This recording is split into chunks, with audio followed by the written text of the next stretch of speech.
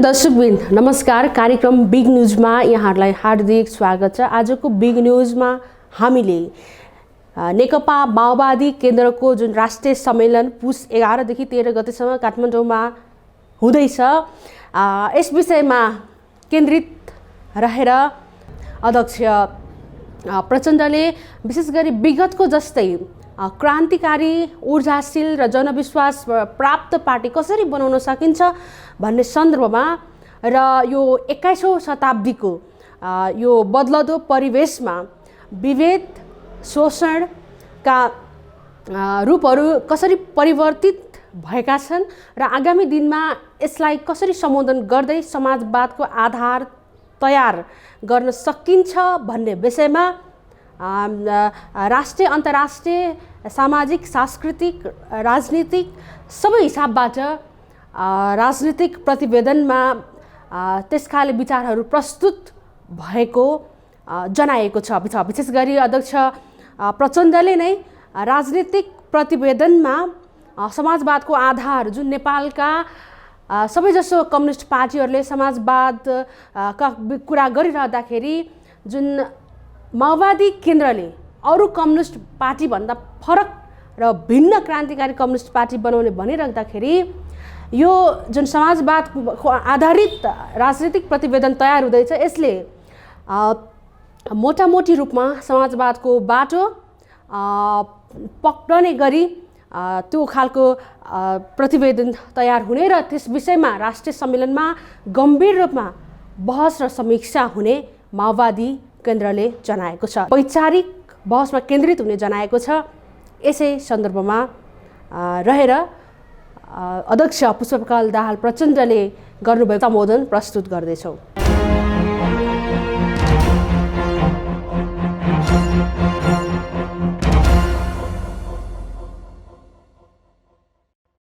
नीति र नेतृत्वको बीचमा अविभाज्य सम्बन्ध हुन्छ, त्यो सबैले बुझेकै कुरा हो। जसको नीति उसको नेतृत्व भयो भने मात्रै त्यसले गति लिन्छ, राजनीतिले पनि गति लिन्छ, पार्टीले, आन्दोलनले गति लिने कुरा हो। र नेतृत्व कति समय हुने र नहुने भन्नेमा दुईटा अवधारणा छन्। एउटा विचारलाई बाहिर राखेर, विचार त्यति ठुलो कुरो होइन, आन्दोलन, नीति, राजनीति मुद्दा ठुलो कुरो होइन, नेतृत्व 5-5 वर्षमा फेर्नु ठुलो कुरा हो भन्ने एउटा सिद्धान्त छ विश्वव्यापी रूपमा।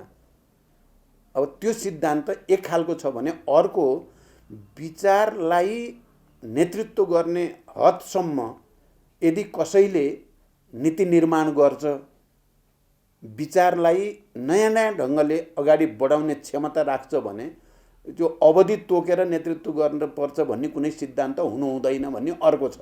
दुईटा मान्यता छन्। हामीले कम्युनिस्ट आन्दोलनको इतिहासमा हेर्यो भने चाहिँ नेतृत्वमा या वैचारिक प्राधिकरण, मार्क्स एङ्गेल्स जस्तो प्राधिकार भयो उनीहरू चाहिँ कहिले पनि त्यो प्राधिकारभन्दा तल बस्न पर्ने पनि भएन, बसेनन् पनि। सङ्गठनको पद उनीहरूको निम्ति ठुलो कुरो होइन। दोस्रो, तपाईँ लेनिनहरूमा आउँदाखेरि पनि जीवित रहँदासम्म उहाँहरू वैचारिक अथोरिटीका साथ पुरा प्राधिकारपूर्ण ढङ्गले पार्टीको नेतृत्व गर्नुभयो। हामी चिनिया क्रान्तिमा हेर्दा पनि माओ त्से-तुङहरूले पुरा अधिकारको साथ विचारलाई नयाँ ढङ्गले विकसित गर्दै नेतृत्व गर्नुभयो। उहाँको लागि पनि ठुलो कुरो थिएन। यो एउटा ट्रेन हो, तपाईँ हेर्नुभयो भने विश्वभरि एउटा ट्रेन हो। अर्को ट्रेन छ बुर्जुवाहरूको र संशोधनवादी भन्छौँ हामी, अवसरवादीहरू चाहिँ बुर्जुवाको जस्तै जस्तै गर्नुलाई चाहिँ डेमोक्रेसी ठान्छन्। त्यहाँ विचारको बहस पनि आवश्यक ठान्दैनन् उनीहरूले, सिद्धान्तका कुरा पनि अनावश्यक ठान्छन् उनीहरूले। उनीहरूको लागि पद प्राप्ति र सुविधा प्राप्ति नै सबै कुरा हो भन्ने पर्छ। हाम्रो त्योभन्दा भिन्न छ।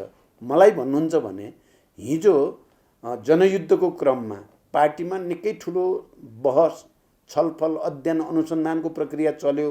मान्छेहरूले चाहिँ हाँसी हाँसी ज्यान दिएर समाजको निम्ति, रूपान्तरणको निम्ति भन्दै, समानता र स्वतन्त्रताको निम्ति भन्दै मरे।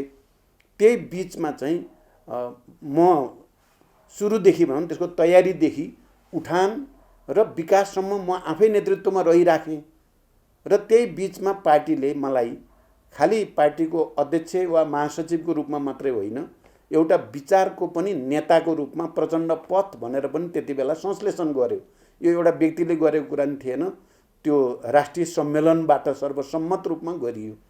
त्यो करिब करिब प्राधिकार बन्ने प्रक्रिया हो त्यो भनेर पनि संश्लेषण गरियो। त्यसैमा टेकेर जनयुद्धकै बिचमा 21औं शताब्दीमा जनवाद के हो त डेमोक्रेसी, अरू बुर्जुवाको डेमोक्रेसी र हामी कम्युनिस्टको डेमोक्रेसीमा अन्तर के हो भन्ने कुराको गहिरो अध्ययन र व्याख्या 21औं शताब्दीमा जनवाद भन्ने प्रस्तावमा मैले गरेको छु। र त्यो अहिले म दस्तावेज लेख्दा पनि त्यो फर्केर हेर्छु म, त्यसमा धेरै गहन र धेरै दूरगामी विचारहरू त्यहाँ प्रस्तुत गरिए। अनि हामी चुनमाङ बैठक भन्छौँ, त्यो चुनमाङ बैठकमा चाहिँ फेरि कसरी शान्ति सम्झौता र परिवर्तनलाई अगाडि बढाउने भन्ने सन्दर्भमा केही महत्त्वपूर्ण निर्णयहरू त्यसले गर्यो। अनि त्यसैको जगमा 12 बुँदे समझदारी भयो। मैले यदि चुनमाङ बैठकमा त्यो दस्तावेज जो प्रस्तुत गरेँ त्यो पारित नभएको भए 3 महिने युद्धविराम हुन्थेन। एकलौटी गरेको छु मैले युद्धविराम, त्यो हुने थिएन। त्यो युद्धविराम नभएको भए 12 बुँदे समझदारी हुने थिएन। त्यो 12 बुँदे समझदारी नभएको भए 19 दिनको ऐतिहासिक जनआन्दोलन हुने थिएन। तपाईँ हेर्नुभयो भने इतिहास र घटनाक्रमले बडो चाहिँ गम्भीर ढङ्गले एउटा नेतृत्वको विकास गरेको छ। त्यो मेरो व्यक्तिगत कुरा होइन, त्यो आन्दोलनले लाखौँ करोडौँ जनताका आवश्यकता र चाहनाले नेतृत्व विकास हुने कुरा हो। अब चाहिँ यो पार्टीलाई पनि बुर्जुवा पार्टी बनाउन चाहनेहरूले कति बसेको भनेर मलाई मानौ मैले व्यक्तिगत रूपले बसे जस्तो, यो मेरो व्यक्तिगत कुरा होइन। यो राष्ट्रको सर्वोत्तम हितको निम्ति, जनताको चाहिँ विकास समृद्धि र मुक्तिको निम्ति मैले अन्तिम समयसम्म लड्छु भनेर मलाई सबै साथीहरूले तपाईँ बस्नुपर्छ भनेर पो बरु म बसिरहेको छु त। व्यक्तिगत रूपले त भन्नुहुन्छ भने मलाई यत्रो चाहिँ बस्नुभन्दा चाहिँ अब त रिटायर भएर संस्मरण लेख्नु पो चाहिँ राम्रो छ। तर चाहिँ मैले अहिले जुन दस्तावेज बनाउँदैछु मलाई विश्वास छ राष्ट्रिय सम्मेलनले त्यसमा गर्व गर्नेछ र नेतृत्वप्रति गर्व गर्नेछ। यो त साइन्स हो, यो त विज्ञान हो, यो व्यक्तिगत कुरा होइन भनेर म भन्न चाहन्छु। हामीले जे गर्दै आएका छौँ त्यसले नेपाललाई धेरै अगाडि लगेको छैन। विदेशी सहायता, विदेशी अनुदान, विदेशी सामान भित्र्याउने अनि हाम्रा आफ्ना युवाहरूलाई सब विदेश पठाएर रेमिटेन्स ल्याएर देश चलाउन खोज्ने कुराले यो देश र जनताको स्वतन्त्रता र समृद्धिलाई मद्दत गरेको छैन। मेरो पहिलो निष्कर्ष यो छ। यही गरिराख्ने हो भने यो देशको तरक्की हुँदैन। यो देशले चाहिँ आफ्नो खुट्टामा टेकेर दुनियाँको अगाडि शिर ठाडो गरेर हामी आफ्नो खुट्टामा टेकेर आफ्नै प्राकृतिक साधन स्रोतको सदुपयोग गरेर आफ्नै श्रम र पौरखमा चाहिँ बाँचेका छौँ भन्न सक्दैनौँ हामी। अहिले नेपालीहरू विश्वको कुनै पनि देशमा एयरपोर्टमा गयो भने नेपाली भन्ने बित्तिकै मान्छेहरूले सम्मान गर्दैनन्, किनकि हामी पछाडि परेका छौँ। त्यस कारण यो नीति बदल्नुपर्छ भन्ने मेरो एउटा भनाइ। दोस्रो कुरो, मैले अस्ति जे व्याख्या गरेँ र यहाँ निकै ठुलो तरङ्ग पनि आयो भनियो, मानिसहरूले नबुझेर आयो भन्ने छ मेरो। मैले भनेको एउटा अन्तर्राष्ट्रिय स्तरका प्रवृत्तिहरू भनेको अन्तर्राष्ट्रिय आर्थिक प्रवृत्तिहरू के छ, पुँजीवादले कस्तो प्रवृत्ति बढाइराखेको छ र हामी समाजवादीले अब कस्तो प्रवृत्तितिर कस्तो योजनातिर सोच्नुपर्छ भनेर गरेको व्याख्यालाई मानव नेपालको अहिले भर्खरकै चाहिँ संरचनामाथि हमला गरेको हो भने जस्तो गरी बुझियो, प्रचार गरियो। जानी बुझी कतिपयले त्यसलाई तोडमरोड गरे। त्यही मेरो त्यो होइन। म त अहिले पनि भन्छु पुँजीवाद अहिले वित्तीय पुँजीवादको रूपमा देखिएको छ। नाफा कमाउनु तिनीहरूको चाहिँ मूल ध्येय छ। पुँजीको लगानी उत्पादनमूलक कार्यमा भन्दा तपाईँको चाहिँ छिटो पैसा आउने चाहिँ काममा, त्यो घर जग्गा किनबेचका जस्ता काममा छिटो चाहिँ पैसा त्यहाँबाट आउँछ, या अरू त्यस्ता मुद्राबाट मुद्रा कमाउने, पैसाको लगानी पैसाको लागि गर्ने, उत्पादनको लागि नगर्ने प्रवृत्ति हाबी छ भन्न खोजेँ हो। मैले कुनै सेयर बजार सिद्धिन पर्यो नेपालको भन्न खोजेकै होइन। म त लगानीकर्ताको पक्षमा छौँ हामी। तर मैले त ठुलो सैद्धान्तिक बहस पो गर्न खोजेँ हो। नेपालले रणनीतिक रूपले कुन बाटो पक्रिनु पर्ला भन्ने बहस पो उठाउन खोजेको हो। मैले कसैलाई अहिले भर्खरै घाटा पार्न खोजेँ हो र। त्यसकारण त्यो कुरा होइन, कुरा अलिक ठुलो हो भनेर म भन्न चाहन्छु। एकातिर समाजवादतिरको यात्रा प्रारम्भ गर्नुपर्ने कुरा गऱ्यौँ, अर्कोतिर उत्पादन वृद्धिमा ध्यान केन्द्रित गर्ने भनेर हामीले उत्पादन ब्रिगेडको अवधारणालाई पनि त्यति बेला प्रस्तुत गऱ्यौँ। त्यो बडो प्रारम्भिक चरणमा थियो। त्यो समाजवादतिरको यात्राको सन्दर्भ पनि र चाहिँ उत्पादन ब्रिगेड सम्बन्धी समग्र अवधारणा पनि। त्यहाँबाट यहाँसम्म आउँदा देशको राजनीतिक घटनाक्रम पनि धेरै अगाडि गइसकेको छ र हाम्रो पार्टीको एकता प्रक्रिया, विभाजनको प्रक्रिया, यी तमाम घटनाक्रमहरूले पनि हामीलाई नयाँ ठाउँमा लगेको छ र मैले अब 21औं शताब्दीको यो अहिले हामी तेस्रो दशकमा अगाडि बढ्दैछौँ। अब पार्टीले समाजवादी क्रान्तिको रणनीति अन्तर्गत समाजवाद उन्मुख समृद्धिको कार्यनीति भनेको छु मैले। त्यो मातहतमा हामीले अब चाहिँ ठोस रूपमा नै स्थानीय तहदेखि प्रादेशिक र राष्ट्रिय तहसम्म, केन्द्रीय तहसम्म पनि हामीले उत्पादन वृद्धि गर्ने, एक समुदायको हक अधिकारलाई स्थापित गर्ने, प्रकृतिमाथि, प्राकृतिक साधन स्रोतमाथि स्थानीय जनताको अधिकारलाई स्थापित गर्ने कुरा, त्यहाँ व्यापक सामुदायिक मोर्चा बनाएर उत्पादन वृद्धि गर्ने र जनताको जो चाहना छ समृद्धिको त्यसलाई सम्बोधन गर्ने कुरा, प्रादेशिक र राष्ट्रिय तहका मुद्दामा पनि केन्द्रित भएर हामीले छिटोभन्दा छिटो राम्रोभन्दा राम्रो उपायद्वारा आर्थिक विकास गर्ने भन्ने कुरामा बढी केन्द्रित छ। एक।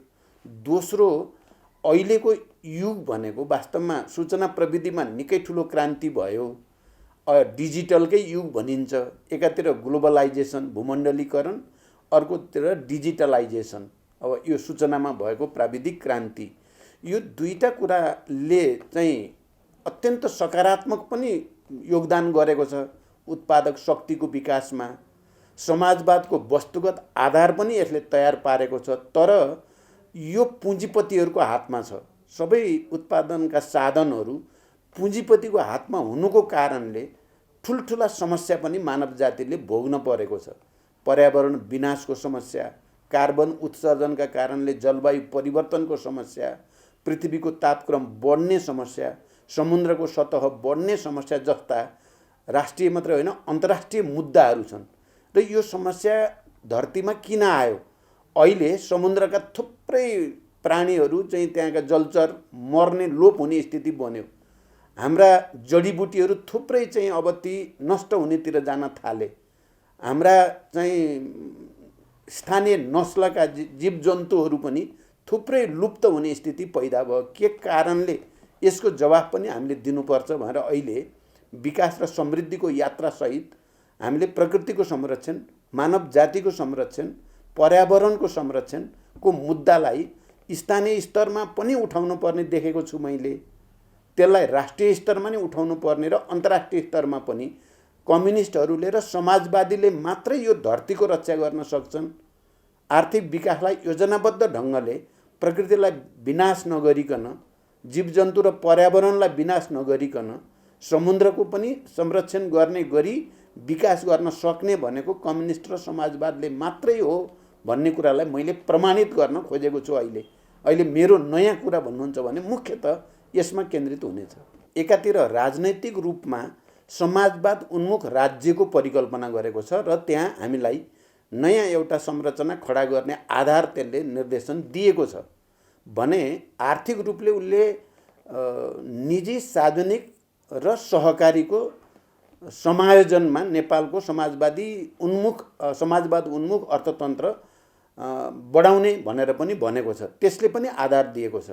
त्यसै गरी जनताका केही मौलिक अधिकारको प्रश्नमा यसरी परिभाषित गरिदिएको छ कि त्यसले सबैलाई शिक्षा, स्वास्थ्य, रोजगारी प्राप्त गर्ने मौलिक अधिकार हुनेछ भन्ने कुरा पनि गरेको हुनाले संविधानको त्यो मूलभूत मान्यतामा टेकेर तपाईले भनेको जस्तो पुँजीलाई ठिक ठाउँमा सदुपयोग गर्ने सम्भावना दिएको छन्।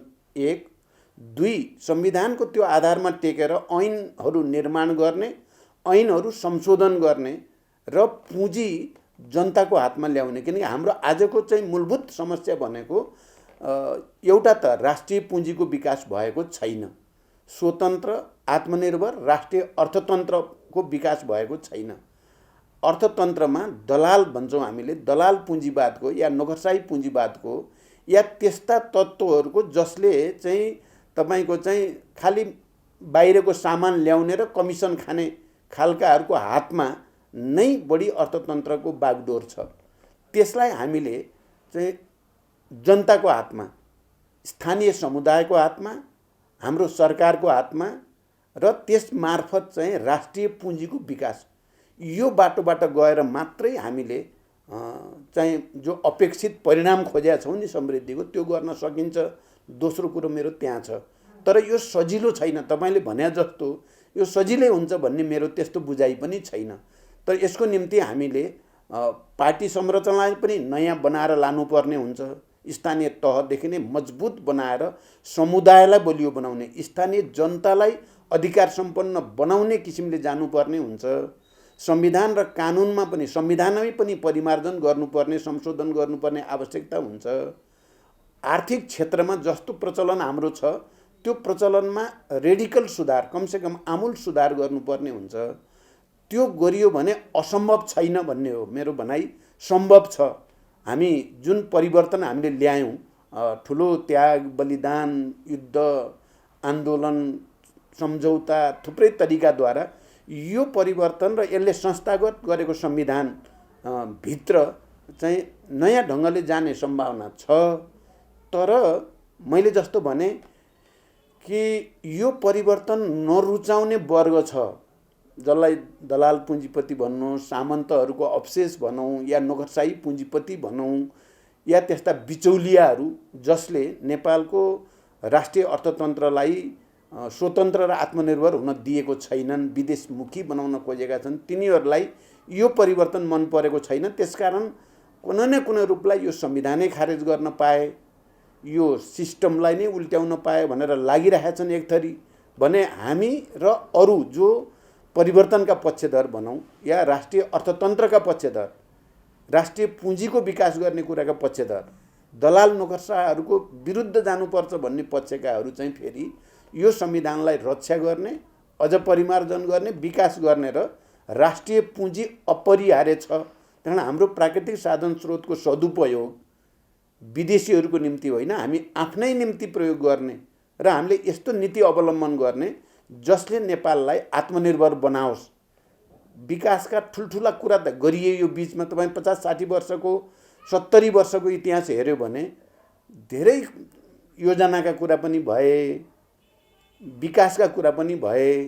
तर स्थिति के भयो त भनेर हेऱ्यो भने विदेशीको बजारमा परिणत भयो। पहिला हामी जे चिजमा आत्मनिर्भर थियो, नेपालमा आत्मनिर्भर थियो अन्नबालीमा, अहिले छैन।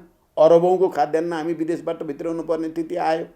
हामी कतिपय सन्दर्भमा हामी फलफुल जडीबुटीमा त हामी आत्मनिर्भर थियौँ नै, तर अहिले त्यही पनि बाहिरबाट ल्याउनु पर्ने भयो। भने यो स्थिति किन भयो भन्दा चाहिँ हाम्रो कहीँ न कहीँ नीतिगत त्रुटि राज्यको तर्फबाट भएको छ।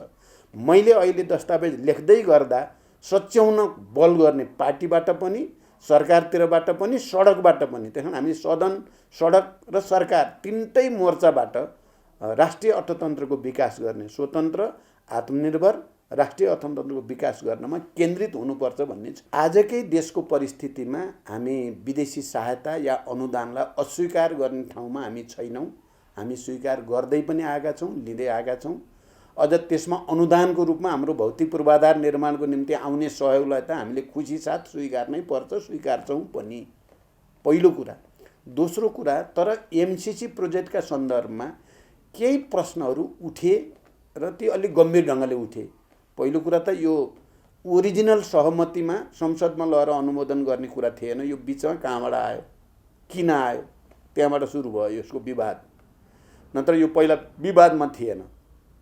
त्यसपछि अमेरिकाको आफ्नो ग्लोबल स्ट्रेटेजी भनौँ न, विश्वव्यापी रणनीतिको अङ्ग हो यो भन्ने जस्ता प्रचारहरू आए र त्यसले पनि फेरि नयाँ बहसलाई जन्म दियो र आम जनतामा एउटा खालको पर्सेप्सन भनौँ न, बुझाइ भयो कि एमसिसी भनेको यो राष्ट्रको हितमा छैन भन्ने खालको व्यापक रूपमा गयो।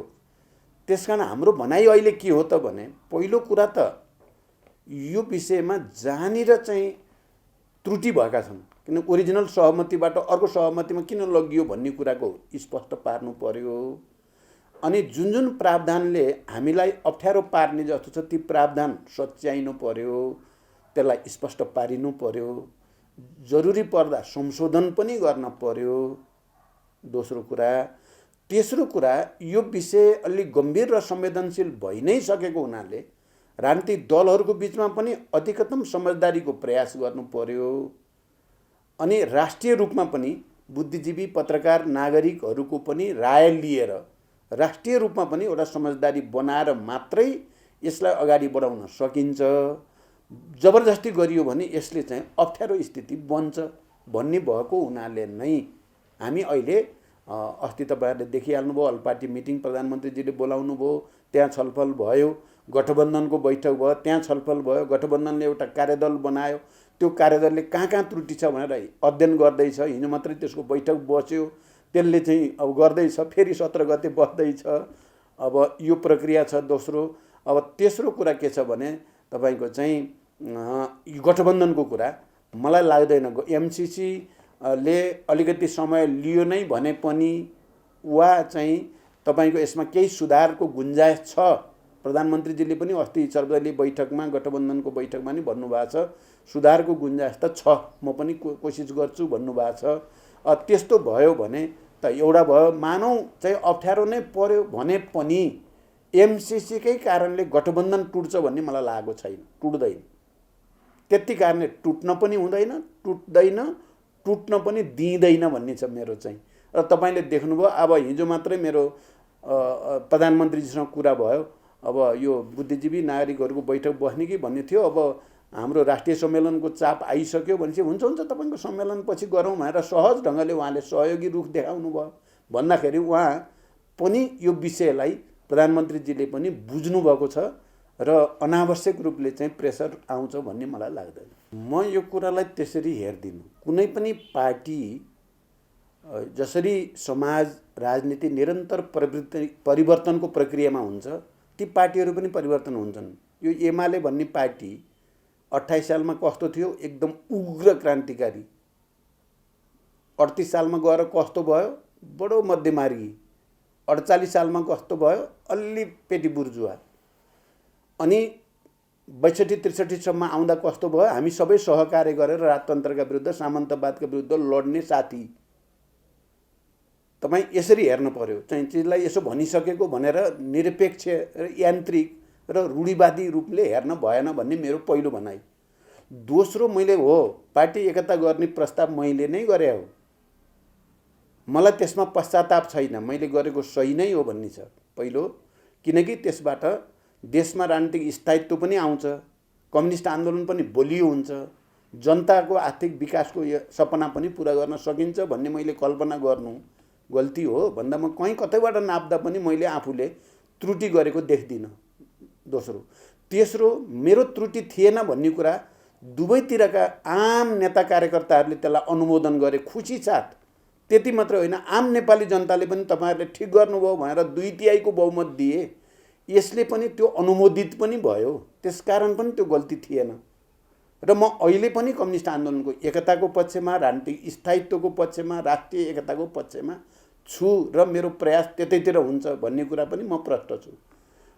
तेस्रो। चौथो कुरो हो, त्यति बेला एकता गल्ती थिएन भन्ने मेरो के छ तर्क भने हेर्ने त राजनीतिक प्रतिवेदन, विधान, दस्तावेजहरू अनि त्यति बेला भएका सहमति सम्झौता र हस्ताक्षर हेर्ने हो सही थियो कि गलत को लागि। तपाईँ राजनीतिक प्रतिवेदन हेर्नुभयो भने जनताको बहुदलीय जनवादलाई पनि महाधिवेशनसम्मलाई स्थगित गरे हो, छोडे होइन। माओवाद पनि महाधिवेशन जाँदाखेरि टुङ्ग्याउला भने हो, छोडे होइन। 1। 2, तपाईँ माओवादी आन्दोलनको मूल्याङ्कन गरिएछ दस्तावेजमा, यो आजको परिवर्तन मुख्य रूपमा माओवादी जनयुद्धकै कारण भएको हो भन्नेमा केपी ओलीले हस्ताक्षर गरेका छन्। यो सङ्घीय लोकतान्त्रिक गणतन्त्र, संविधान सभा, विभिन्न उत्पीडित वर्ग, जाति, क्षेत्र, समुदायमा जो जागरण ल्यायो त्यो माओवादीले नै मुख्य रूपमा ल्याएको हो भन्नेमा सहमति भएको छ। अनि मैले गल्ती गरेको हुन्छ त? अनि सरकार चलाउने बेलामा दुईटा अध्यक्षले पालो पालो प्रधानमन्त्री बराबरी अवधि भनेर सही गरे डकुमेन्ट छ, मैले गल्ती गरे हो त? अनि चाहिँ तपाईँको चाहिँ अध्यक्ष पनि महाधिवेशन नहुँदासम्म दुईटाले पालो पालो गर्ने भने कहाँ गल्ती भयो? म कहीँ गल्ती नै देख्दिनँ। अब भयो के त भने केपी ओली भन्ने पात्र यस्तो पात्र रहेछन्, म यतिसम्म होलान् भन्ने त्यति बेला मैले बुझेर हिँड्छु भन्न पर्यो। त्यहाँ चाहिँ मैले उनले सबै सही गरेपछि पहिला पनि भएको त थियो। तपाईँलाई थाहा छ, उहाँलाई प्रधानमन्त्रीमा मैले प्रस्ताव गरेँ संविधान घोषणापछि। अनि बजेट आउने बित्तिकै अब तपाईँ प्रधानमन्त्री भन्नुभएको थियो, उहाँले माधवजी, वामदेवजी, झलनाथजीले लिखित गर्नुपर्छ भन्नुभएको थियो। यत्रो मान्छे बसेर सहमति भएपछि किन गर्नु पर्यो, ल भइहाल्यो भनेर मैले भने। तर बजेट आखिर छोड्ने त नाम निशान लिँदैनन्, तिनले त धोका त दिए। पहिल्यै थाहा थियो मलाई यी धोका दिने मान्छे रहेछन् भन्ने त। तर यो पटक म किन माने त भने लिखित भयो नि त सबै। त्यो पटक त लिखित नभएर यिनले धोका दिने मौका पाए।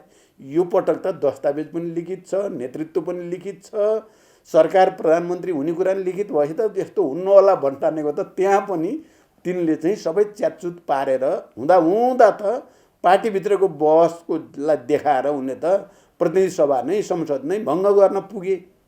त्यस कारण यस्तो हुन्छ, यस्तो हुने गरेको छ इतिहासमा पनि। कम्युनिस्ट पार्टीभित्रबाट नेतामा पुगेका मान्छेहरू प्रतिक्रियावादीकरण हुने, प्रतिगमनकारी हुने र धोका दिने गर्छन्। म के ठान्छु त भने म त्यहाँ आत्मसमर्पण गरेको भए त न त्यही जे भयो, यहाँ साथीहरू हुन्छन् नि, अब त्यसो गरेको भए त मैले अहिले तपाईँको अगाडि चाहिँ छाती खोलेर भन्न सक्दैन थिएँ। तर म अहिले भन्न सक्ने ठाउँमा छु। मैले त गलत प्रवृत्तिको विरुद्ध लडेँ मात्र होइन, जितेँ पनि हो। मेरो त भनाइ मैले त जितेँ हो नि। मलाई त अरूले हराए क्या, अनौठो अदृश्य शक्तिले हरायो मलाई, दृश्य शक्तिले होइन। त्यसो भएको हुनाले मलाई त्यस्तो लाग्दैन। मैले त अब सबैलाई एकताबद्ध गर्ने कुरा अघि नै गरिसकेँ होइन। अब त्यसरी गएका साथीहरूलाई मनमा त पश्चाताप भएको छ भन्ने बुझ्छु म चाहिँ। त्यत्रो आन्दोलन, त्यत्रो चाहिँ बलिदान, त्यत्रो प्रक्रिया, त्यत्रो विरासतबाट आएका साथीहरू अहिले अन्यत्र जाने कुराले समय आउँछ, साथीहरू फर्किन्छन् भन्ने विश्वासको साथ नै मैले दस्तावेजमा राखेको छु।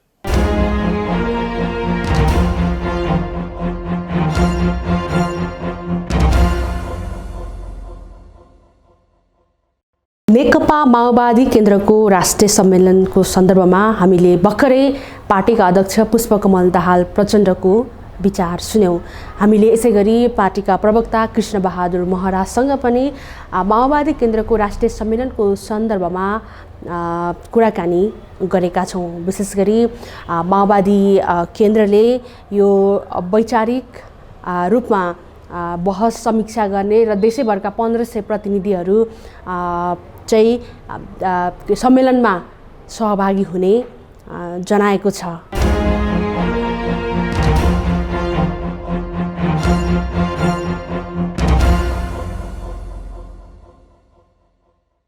आन्तरिक तयारीको दुईटा पाटो हो। एउटा पाटो त राजनीतिक वैचारिक डकुमेन्ट हो, त्यो अध्यक्ष कमिटीले तयार गर्दै हुनुहुन्छ। त्यसपछि हामी थाई कमिटी बस्छौँ, आयोजक कमिटी बस्छ र एउटा निष्कर्ष भएर सम्मेलनमा जान्छ। त्यसको तयारी हुँदैछ, अब करिब अन्तिम चरणमा छ। अब अरू व्यवस्थापकीय पक्षमा चाहिँ काठमाडौँमा गर्ने मैले भनिहालेँ र हामीले प्रज्ञा भवनमै गर्ने। प्रज्ञा भवनको ठाउँ साँगुरो त्यति छैन, तर त्यसलाई हामी एडजस्ट गर्ने ढङ्गले यताउता मिलाउँदैछौँ। करिब हामी त्यो सङ्ख्यामा नबढाएर गऱ्यौँ भने पुग्छ। यसमा चाहिँ यो कस्तो विषयहरू अब छन् होला अलिकति? होइन, मैले चाहिँ अहिले तपाईँले भनेको दुईवटा विषयहरू अहिले भन्न सक्छु। अरू त हुन्छन् नै, राष्ट्रिय परिस्थिति अन्तर्राष्ट्रिय परिस्थिति त हुन्छन् नै, नेपालको स्थिति के हो, कसरी यहाँ छ भन्ने पनि हुन्छ। अलिकति समीक्षा पनि हुन्छ। हाम्रो विगत कस्तो भयो, हामी 64 सालसम्म भन्दा अगाडि कहाँ थियौँ, 64 सालमा के थियौँ, त्यसपछि के भयो भन्ने समीक्षा पनि हुन्छ। तर मुख्य कुरा अब कहाँ हामीले केन्द्रीकरण गरे त विचार, एउटा नयाँ विचार चाहिँ नहुने हो भने, हामीले विचारको संरक्षण नगर्ने हो भने पुरानै विचारमा त हामी अब यो देखिहाल्यो, हामीले क्रस गर्न सकिरहेका छैनौँ। त्यस कारण हामीले अलिकति समीक्षा गरेर त्यसपछि एउटा नयाँ विचार संरक्षण गर्ने पक्षमा छौँ। गत केन्द्रीय समितिको मिटिङमा 21औं शताब्दीको नयाँ समाज वैज्ञानिक समाजवादमा संश्लेषण गरौँ भन्ने खालको छ नारा। तर त्यसै हुन पनि सक्छ, नहुन पनि सक्छ। त्यो त अब डकुमेन्ट आइसकेपछि डकुमेन्टमा उल्लेख गर्ने कुरा हो। यो यहाँको अरू सबै दलहरूले यो नीतिको चाहिँ अधिवेशन अथवा भनौँ न छलफल अलिक छुट्टै गरेको देखिन्छ। माओवादी केन्द्रले चाहिँ यो सबै अध्यक्षज्यूलाई मात्रै होइन, मैले चाहिँ अध्यक्षले प्रस्ताव पेश गर्ने हो। पास र अन्तिम त होइन, पास त राष्ट्रिय सम्मेलनमा गर्ने हो। सबैको त्यही हो। एउटाले त डकुमेन्ट प्रस्ताव पेश गर्नु पर्यो नि। तर अरूमा मैले के देखेँ भने नेकपा एमालेको महाधिवेशन भयो, नेपाली काङ्ग्रेसको महाधिवेशन भयो, नीतिमा त्यति केन्द्रित भएन, नेतृत्वमा केन्द्रित भयो। नेता पार्टी नेता केन्द्रित जस्तो देखियो। नीतिमा देश कस्तो बनाउने, समाज कसरी बदल्ने, समाजलाई नयाँ चिज के दिने भन्ने चिजमा केन्द्रित भएको देखिएन। हामी चाहिँ अलिकति समाजलाई हिजोको समाज जहाँ थियो हामीले जनयुद्ध गऱ्यौँ। जनयुद्धपछि त कमसेकम गणतन्त्र, समावेशी, समानुपातिक प्रतिनिधित्व प्रणाली यो त हामीले ल्याएको हो नि। हाम्रो पछि आयो नि यस्तो हामीले केही दिन सक्नुपर्छ। जनताले नयाँ खोजा छ, केही दिन सक्नुपर्छ। त्यसको निमित्त बहस हुन्छ। धेरै वर्ष भनौँ 3 दशकभन्दा धेरै भइसक्यो अब अध्यक्षज्यू लगायत पार्टीभित्र पनि एक खालको गुनासो, देशव्यापी रूपमा पनि त्यो चासो किन यो फेरि पनि अध्यक्ष चाहिँ मा चाहिँ त्यो अर्को खालको प्रतिस्पर्धा हुन नसक्ने खालको अवस्था स्थिति किन सिर्जना भयो? होइन, मैले तपाईँलाई के भनौँ भने कम्युनिस्ट पार्टी भनेको विचारको पार्टी हो। अनि विचार जहाँबाट उत्पत्ति हुन्छ, जहाँबाट निस्किन्छ त्यही केन्द्रीकरण हुन्छ। व्यक्ति मात्रै होइन, विचार पनि त्यसमा हुन्छ। त्यस कारण अध्यक्ष कमरेडको राष्ट्रिय सम्मेलनमा छलफल त होला, तर मैले चाहिँ व्यक्तिगत रूपले सोध्नुहुन्छ भने अध्यक्ष कमरेडको विकल्प अहिले सोध्ने बेला भएको छैन भन्ने सोच्छु मैले। मेरो विचारमा अझै छोड्नु विकल्प सोध्ने बेला भइसक्यो भन्ने बेला भएको छैन। प्रचण्ड भनेको व्यक्ति मात्रै होइन, प्रचण्ड भनेको विचार पनि हो भन्ने कुरा बिर्सिनु हुँदैन। जस्तो विधान परिमार्जन उपसमितिमा बहुपदको कुराहरू आइरहेको छ नि। अब यस्तो मतलब अब समय नजिकै पनि आइसक्यो, यो कुरामा अलिकति स्पष्ट भयो भने राम्रो पनि होइन। अहिले मैले तपाईँलाई यति मात्रै भन्न सक्छु, विधानको फाइनलाइजमेन्ट त्यही हुन्छ। त्यो राष्ट्रिय सम्मेलन हो नि। राष्ट्रिय सम्मेलनभन्दा अगाडि त आधिकारिक हुँदैन। अहिले बनेको विधान भनेको मस्यौदा हो। मस्यौदा पेस हुन्छ, त्यहाँ पेस भइसकेपछि त्यसमा परिमार्जन पनि हुनसक्छ, छलफल हुनसक्छ, थपघट हुनसक्छ। अहिले जे भन्यो त्यो नहुनु पनि सक्छ। त्यस कारणले विधानको अन्तिम व्यवस्थापन के हुन्छ भन्नेको राष्ट्रिय सम्मेलनमा बहस हुन्छ। निर्वाचनको लागि कस्तो तयारी छ? जस्तो मतपत्र डिजाइन भइरह भन्ने खालको होइन, निर्वाचनै हुन्छ भन्ने छैन। निर्विरोध हुन पनि सक्छ, निर्विरोध हुन पनि सक्छ। अब निर्वाचन आवश्यक पऱ्यो भने निर्वाचन हुन पनि सक्छ।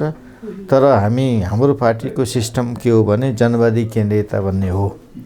हामी त्यो चाहन्छौँ। पहिले जनवादी केन्द्रीयता अन्तर्गत के हुन्छ भने आयोजक कमिटीको तर्फबाट एउटा प्यानल प्रस्तुत हुन्छ। प्यानलमध्ये कुनै व्यक्तिमाथि चित्त बुझेन भने फेरि चुनाव हुनु पनि सक्छ। चुनावै हुँदैन भन्ने होइन, तर चुनाव गर्नुपर्छ भनेर अहिलेदेखि चाहिँ चुनाव केन्द्रित पार्टी मात्रै गर्नु हुँदैन। यो सदनको अलिकति यहाँको सत्ता साझेदार दल पनि हुनुभएको भएर यो जुन गतिरोध छ नि, यो चाहिँ अवरोध पनि भइरहेको छ। यसलाई अब कसरी खुलाउँदै कसरी अगाडि बढाउँदै? होइन, अब जुन दलले प्रतिपक्षले अवरोध खडा गरिरहेको छ उसँग छलफल वार्ता गर्नुपर्छ। यो 5 दल गठबन्धन 5 दलको गठबन्धन नै गर्नुपर्छ भन्ने मान्यता हाम्रो पार्टी दलको हो। संसद खुलिसकेपछि अरू बिजनेसहरू अगाडि जान्छन्। संसद खुल्दै नखोलेर अरू बिजनेसहरू जान मिल्दैन, गाह्रो पर्छ। हामीले बजेटमा त केही एकदम प्राविधिक समस्या भावनाले त्यो खोल्यौँ, अवरोधको बिचमा पनि अगाडि बढायौँ, उहाँहरू सल्लाह गर्दै गरियो। तर अब त उहाँहरूको सहमति लिएर अवरोध कसरी खुल्छ भन्ने कुरा थाहा पाएर गर्न पर्ने हुन्छ। त्यसको निमित्त कोसिस भइरहेको छ। अब अहिले हाम्रो पार्टी 5 दल गठबन्धन मध्ये एउटा पार्टी हो। पार्टी चाहिँ राष्ट्रिय सम्मेलनमा केन्द्रित छ। राष्ट्रिय सम्मेलनपछि होला।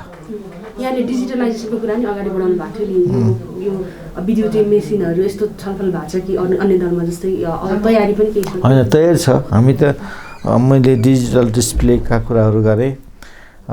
सम्मेलन कक्ष जहाँ गरिन्छ त्यसको वरिपरि पनि हामी राख्छौँ।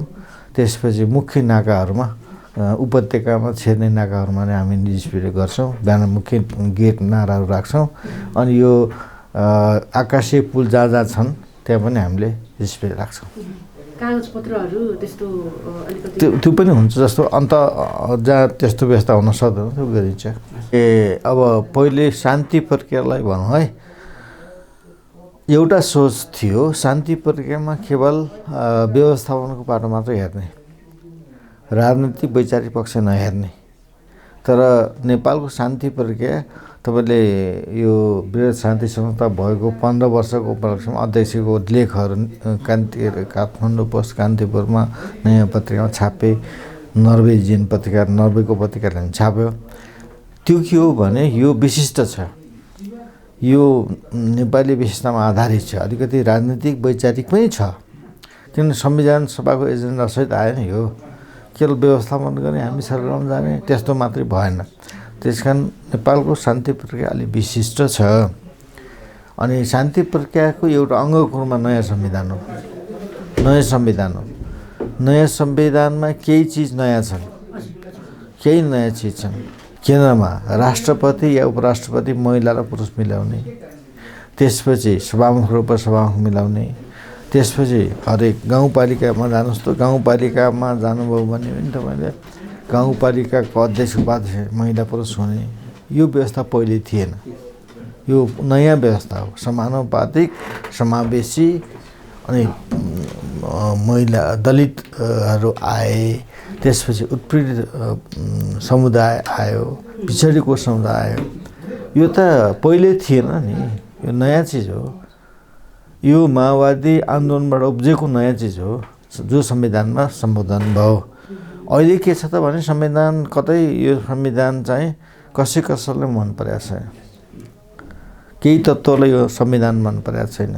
पुरानै खालको संविधान लाने हो कि भन्ने कोसिस पनि देखिन्छ, त चित्कारहरू देखिन्छ।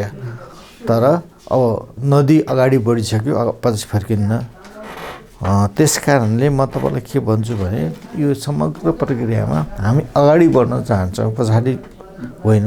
समाजलाई अगाडि बढाउन चाहन्छौँ, पछाडि होइन। यथास्थितिमा नि अब टिक्न सक्दैन, समस्या हल हुँदैन नि। त्यहाँ हामीले समस्याको समाधान गर्न खोजेको हो। जो हामीले 64 सालमा जुन प्राप्त गऱ्यौँ त्यो जनताको विश्वास हो। माओवादीले केही गर्छ, केही गर्यो 10 वर्ष भन्ने विश्वास हो। त्यो विश्वास हामीले फेरि दिन सकेका छैनौँ। म यति मात्रै भन्छु, अहिले विश्वास कतै गुम्यो कि माओवादीप्रति हामीले त्यो विश्वास दिलाउन सक्यौँ भने 64 साल जस्तै एक नम्बरको पार्टी बन्छौँ। अध्यक्षको भाग यही हो। त्यस कारण जनताको विश्वास हाम्रो सिद्धान्तमा सर्वहारा निष्ठापन हुने कुरा र अर्को कुरा चाहिँ समाजवादप्रति प्रतिबद्ध हुने कुरा र अर्को कुरा चाहिँ के हो भने श्रमजीवी जनताप्रति जवाबदेही हुने कुरा, विश्वास जित्ने कुरा। यो समीक्षाको विषय यहीँनिर छ र विश्वास जित्ने पनि यहीँनिर छ र ठुलो पार्टी हुने पनि यहीँनिर छ। शान्ति प्रक्रिया सुरु भएको चाहिँ 58 सालदेखि हो, 63-62सम्म। केही मुद्दा समाधान भए, केही मुद्दा किन समाधान हुँदैनन् भने हामीले जनयुद्ध कालमा त युद्ध भयो, युद्धमा घटनाहरू भए। त्यो घटनाको एक छानबिन गरेर न्यायिक छानबिन गरेर सम्भव छैन। यो त राजनीतिक मुद्दाको रूपमा सम्झिनुपर्छ। अब कुनै शक्तिहरू के छ भने यसलाई राजनीतिक मुद्दाको रूपमा नसम्झिने, केवल न्यायिक मात्रै छानबिन गर्नुपर्छ भन्यो भने केही टुङ्गिएको छैन। तर तब टुङ्गिन्छ जब योलाई अलिकति राजनीतिक रूपमा देखिन्छ। हिजो त भयो, घटना भएकै छ, घटना भएकोलाई स्वीकार गर्छौँ हामी। तर अब त्यो घटनालाई फर्गिभ र फर्गेट कोमा जानुपर्छ, रिकाउन्सिलेसन अथवा पुनर्मिलनमा जानुपर्छ। हामी द्वन्द्वका दुई पक्षहरू छौँ त यहाँ। दुवै पक्ष मेलमिलाप भएर हुनु जरुरी छ। त्यसको बदला प्रतिशोध ल्यायो भने त फेरि युद्ध हुन्छ। त्यस कारणले त्यो शान्ति प्रक्रियाको मूल मुद्दा कसरी अहिले मैले भने यो राजनीतिक समस्या र सोच्नुपर्छ, व्यवस्थापन मात्रै सोचेर हुँदैन। होइन अब नेतृत्व पऱ्यो भने उसले के सोच्छ उसको कुरा हो होइन, नेपाली काङ्ग्रेसलाई सोध्ने कुरा हो। गिरिजाबाबुले वास्तवमा अलिकति नयाँ ढङ्गले सोच्न खोजेकै हो। उहाँले चाहिँ पिस प्रोसेसलाई एउटा निष्कर्षमा निकाल्नलाई बल गर्नुभएको नै हो। त्यो इतिहासले स्वीकार गरिसकेको स्थिति छ। अब हामी चाहन्छौँ, हाम्रो इच्छाको कुरा मैले तपाईँलाई भने, हाम्रो इच्छाको कुरा त हामी अगाडि बढाएर हल गर्नुपर्छ भन्नेमै छौँ। फेरि द्वन्द्व होस्, फेरि युद्ध होस् भन्ने पक्षमा छैनौँ। तर केही तत्त्व तपाईँले भन्नु जस्तै नेपाली काङ्ग्रेस मात्रै होइन, अरू तत्त्व पनि छन् जसले शान्ति प्रक्रियालाई एउटा सकारात्मक निष्कर्षमा पुगोस् भन्ने चाहन्नन्। त्यो तत्त्वहरूले खेलेका हुन सक्छन्। अब त्यो तत्त्वहरू अदृश्य छन्, थाहा हुँदैन। अब उनले फाइदा त्यहाँबाट देखा पनि हुन सक्छन्, फेरि उल्टाउन सकिन्छ भन्ने होला। त्यो भनेको कुरा एकदम सही हो। समीक्षा अरू पार्टीले पनि गर्नुपर्छ, उहाँ गर्नु होला। तर हामीले भन्न सक्दैन, अब अरू पार्टीको जिम्मेदारी लिन सकेन नि। तर हाम्रो पार्टी कहाँनिर त्रुटि भयो त, हाम्रो पनि कमजोरी त भएन कतै। तपाईँले भन्नु भने एउटै नामको एउटै विचारका मान्छेहरू पनि अलग अलग भए। त्यो हुनुमा मैले अहिले भनिसकेँ, समीक्षा हाम्रो तर्फबाट अहिले यो सम्मेलनमा गर्छौँ र अरूहरूले पनि गर्नु पर्यो। 100% ठिक गरेछ भन्ने सोच्नु मात्रै भएन। पहिलो कुरा त क्रान्तिकारीहरूसित, दोस्रो हामी वामपन्थी शक्तिसित, तेस्रो सच्चा लोकतान्त्रिक शक्तिसित पनि गर्छौँ हामी। त्यो त हाम्रो नीति नै हो। अब यसपछि रोकिने भन्ने होइन। हामी पहिले हामी सच्चिनु पर्यो, हामी राम्रो हुनु पर्यो। त्यसपछि अरू पनि राम्रो बनाउनको लागि अधिकार आउँछ, बल आउँछ। अन्तिममा एउटा भनिदिनु, हजुरको तयारी चाहिँ के छ यो सम्मेलनमा? जस्तो यहाँको हुन्छ नि, आफ्नो व्यक्तिगत तर्फबाट केही तयारी छ भने? त्यो मेरो व्यक्तिगत भन्ने हुन्न, कम्युनिस्ट पार्टीमा व्यक्तिगत तयारी भन्ने हुँदैन। म चाहिँ यो पार्टीले नयाँ क्रान्तिकारी विचार ल्याओस् र नयाँ क्रान्तिकारी पार्टी बनोस् भन्ने चाहन्छु।